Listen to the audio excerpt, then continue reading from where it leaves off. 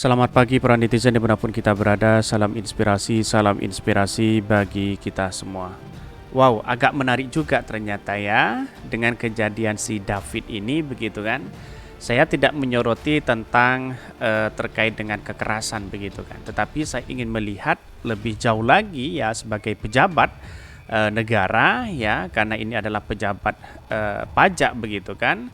Dia mempunyai kekayaan sebesar 56 miliar. Ini tidak sesuai dengan profil begitu kan. Yang gajinya katanya 10 juta sampai 14 juta. Dengan hitungan-hitungan seperti itu saya merinci bahwa kalau memang dengan adanya gaji ya 20 juta 15 juta atau 5 juta atau sampai 7 juta itu membutuhkan ya 20 tahun untuk mendapatkan 56 miliar itu begitu kan. Tetapi kok aneh begitu. Inilah mari kita telusuri telusuri ya. Bahkan KPK juga akan memanggil si bapaknya ini begitu kan, bapaknya si Rafael ini begitu kan. Tetapi apakah ini terjadi begitu kan? Terjadi dalam maksud akankah ini sebuah tindakan korupsi atau apa begitu kan? Apakah menunjukkan bahwa selama ini pejabat negara memainkan hal seperti itu? Ya bisa jadi seperti itu. Mari kita analisa bersama begitu. Seperti ini ya komentar-komentarnya. Ini ya saya amati dari komentar-komentar netizen ini begitu kan. Ini rakyat dikejar bayar pajak. Ternyata mau kaget, mau heran baru ingat ini ke Wakanda. Saya tidak mendukung siapa-siapa di sini begitu kan. Tetapi kami menyoroti apakah ini terjadi begitu kan. Dan bahkan dalam simulasi ini ya dengan 5,36 sampai 46,48 juta dengan tunjangan kinerja gaji pokok 2,9 sampai 5,2 juta. Kalau dengan hitungan-hitungan seperti itu ya bisa jadi dengan angka yang fantastis luar biasa begitu kan. Tetapi 50 miliar ke atas itu saya rasa kerja apa begitu kan. Sedangkan rakyat dikejar dengan pajak begitu kan. Dan bahkan dalam hal ini ya ada yang mengungkapkan begini dalam beritanya begitu kan. Mari kita sedikit berhitung dengan asumsi Rafael ya seorang pejabat struktural ya eselon 3 dengan gaji di antara 37 sampai 46 juta per bulan. Diperlukan waktu lebih dari 50 tahun lebih ya agar seseorang dapat mengumpulkan kekayaan sebesar 52 miliar. Harta kekayaan hanya terpaut lebih rendah dari 2 miliar dibandingkan harta kekayaan uang Sri Mulyani. Ada apa begitu kan? Itulah yang menjadi spekulasi hari ini ya. Ini kalau memang ini ada peningkatan kekayaan seseorang, ya KPK harus berani begitu kan. Selama ini menurut saya pribadi ya KPK juga salah begitu kan. Kenapa ya para pejabat-pejabat hari ini ya orang-orang yang tidak melaporkan harta kekayaannya ya sebenarnya harus diperiksa juga begitu kan. Karena sampai kejadian seperti ini KPK baru memanggil dan memeriksa begitu. Coba periksa pejabat-pejabat negara yang tidak mau memberikan sebuah informasi penghasilan ya atau kekayaannya, ya itu sebenarnya ditelusuri betul begitu kan. Apakah itu terjadi? Nah, inilah yang kemudian menjadi catatan penting kepada kita begitu kan. Bahkan dalam beritanya KPK mengatakan harta Rafael ya dan itu tidak sesuai dengan jabatan sebagai pejabat eselon 3. Wow, iya bisa jadi seperti itu begitu. Lah laporan kekayaan yang masuk selama ini tidak dianalisa, langsung masuk ke arsip nunggu viral. Betul begitu kan. Lantas ya KPK bisa bekerja dengan adanya seperti ini begitu. Kemana sejak dulu KPK ini begitu kan ya? Ya pada hakikatnya orang-orang pejabat negara yang kalau ada harta kenaikan luar biasa ya harus kita analisis begitu kan. Kerja yuk Pak ini. Jadi kalau harta pejabat polisi yang banyak itu sudah sesuai belum? Meskipun sudah pandai ditutupi lalu kebenaran bicara ya melalui saluran yang lain. Jangan main-main siapa universe ini.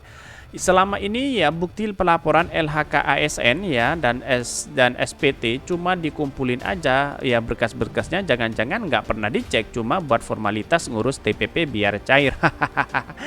Ya bisa jadi seperti itu begitu. Rakyat yang kemudian ditekan pajaknya sana sini ya, apalagi ya pajak kendaraan begitu kan ya. Bahkan ya kalau tidak patuh ya bisa jadi punya konsekuensi besar begitu. Sedangkan pejabat-pejabat sendirinya begitu kan, anaknya, lalu kemudian mobilnya ya juga lambat pajaknya, terus kemudian harta kekayaannya sampai 52 miliar begitu. Dari mana? Itu kan menurut saya pribadi, hitung-hitungan secara pribadi ya tidak masuk akal juga begitu. Saya tidak mendukung siapa-siapa di sini begitu kan. Maka saya memberikan klarifikasi, kalau memang itu benar ya panggil saja ya membuat laporan ya harta kekayaan seseorang, kecuali memang dia pengusaha begitu kan. Pengusaha saja masih memainkan hal seperti itu, merugikan uang negara begitu kan. Maka dari sini ya kemudian ya segera periksa itu begitu. Tetapi mari kita baca terlebih dahulu beritanya seperti ini. Ya. Ini beritanya ya, saya bacakan. KPK sebut harta pejabat pajak Rafael ya 56 miliar tak sesuai dengan profil. Kok bisa begitu kan? Jangan-jangan ada apa begitu. Komisi Pemberantasan Korupsi KPK turut menyoroti harta yang dimiliki pejabat pajak Rafael Aluntri Sambodo ya yang mencapai 56 miliar. KPK mengatakan harta Rafael itu tidak sesuai dengan jabatannya sebagai pejabat eselon 3. Bahkan harta jumbo sih bukannya dilarang. Ini kalau dilihat anokumennya ya banyak yang jumbo. Yang menjadi masalah adalah profil tidak match-nya ya. Jadi jangan jumbo, oh ini kementerian. Kalau profil match-nya tidak apa-apa, misalnya bapaknya Sultan, di mana tahu warisannya segede-gede itu? Ada juga pejabat yang segitu, kata Deputi Pencegahan KPK Pahala Nainggolan. Saya setuju sekali begitu kan, mengapresiasi sekali kepada KPK. Tapi di satu sisi, kenapa KPK baru bertindak setelah viral begitu kan? Kalau memang orang-orang yang tidak tahu terhadap ini, KPK enggak begitu untuk melakukan komentar ini begitu kan. Maka disinilah yang kemudian menjadi penting, pajak ini luar biasa pemasukannya begitu kan. Bahkan ini ya setara ya hampir setara dengan kekayaan Sri Mulyani sebagai seorang menteri begitu kan.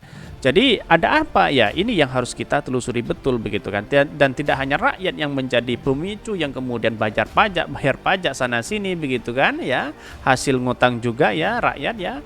Ini menjadi kendala juga begitu kan. Sedangkan pejabat-pejabat negara punya kekayaan sampai 56 miliar begitu.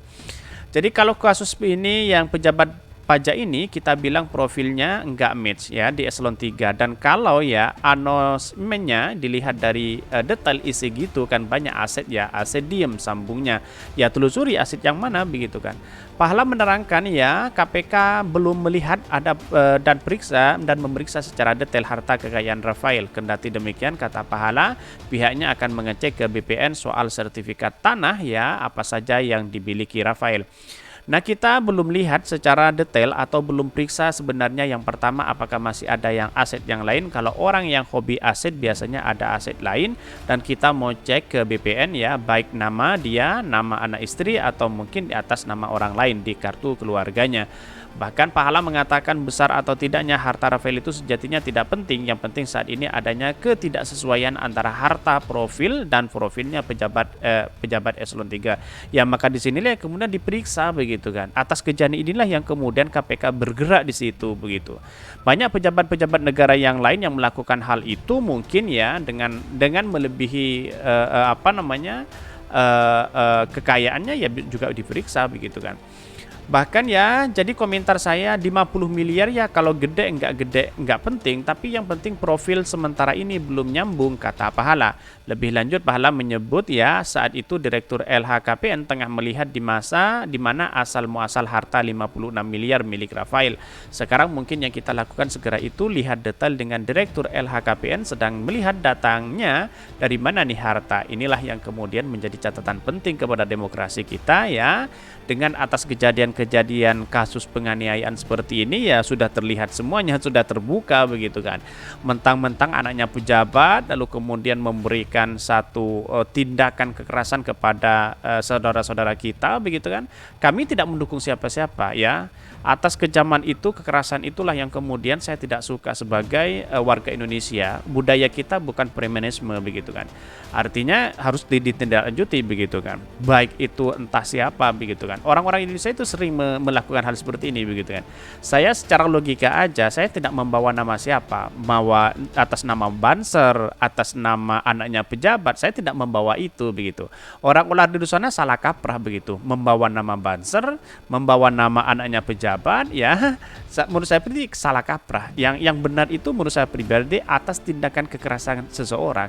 Karena moralitas itu perlu untuk kita bangun ya, artinya kekerasan itulah yang harus kita jauhi. Dalam agama-agama kita ya juga seperti itu begitu kan. Maka di sinilah yang kemudian bagi kami orang-orang yang membawa atas nama Banser, atas nama anaknya pejabat, atas namanya ini dan itu begitu kan, menurut saya itu salah kaprah. Tapi perilaku yang harus kita tuntun ya, bagaimana caranya kita itu berperilaku dan akhlak yang mulia kepada sesama begitu. Kalau kekerasan seperti ini biarlah kepolisian yang mengurus itu begitu kan, bukan ranah kami. Ranah kami itu adalah hanya melihat bahwa dengan angka 56 miliar ya terhadap pejabat publik yang memiliki kekayaan seperti itu, padahal gajinya dari 20 juta sampai 40 juta begitu. Kalau dikalkulasi selama 20 tahun ya berapa begitu kan.